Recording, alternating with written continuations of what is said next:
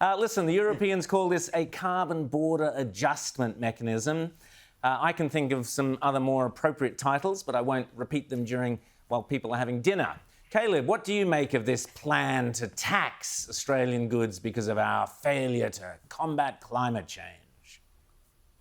Well, Dan Teen is right, it is protectionism, and once again it's an example of mobs like the EU, which seem to be willing to throw their weight around recently. We've seen what the EU has done to the UK and the rest of the world in terms of vaccine supply, seemingly because they're so angry that Oxford and AstraZeneca were able to come up with their own vaccine.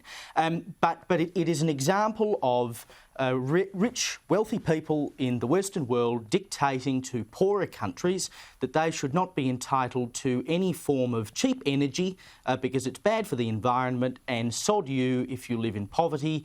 You should never have a working class. You should never have any sort of industry going in your country, whether it be poor parts of China or India or so on.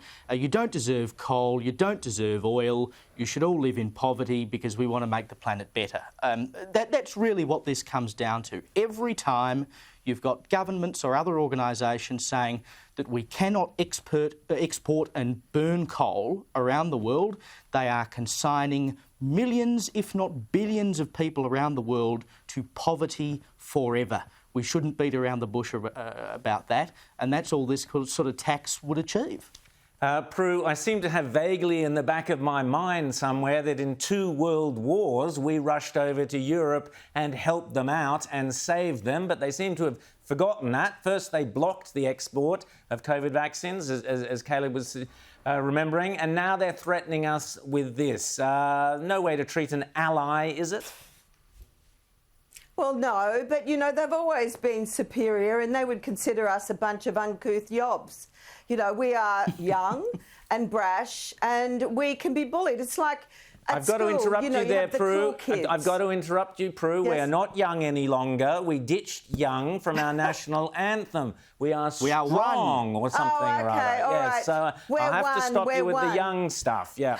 Sorry, Prue, I didn't mean to interrupt. Okay, well, carry on. No worries. But, when you think about the cool kids at school who, get this herd mentality and then they bully the younger ones, the ones that they think are fair game. And that's what they're trying to do with us.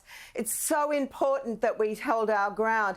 But it's really interesting. I think the AFR had a story today about how we're really, in a way it's in our interest if these people want to go down this lower emissions path, because we're in the box seat along with China and Congo of having a stranglehold on the minerals they're going to need to decarbonise, to actually use with the the turbines and the electric vehicles. So maybe we just screw them in that way and say up yours, and put tariffs on those things that they're going to need if they want to honour these zero net emission targets, which are just crazy. You'd think the way they carry on that turbines were made out of kale and carrots and other vegetables. They don't seem to realise that you do actually have to mine stuff out of the ground in order to make these things.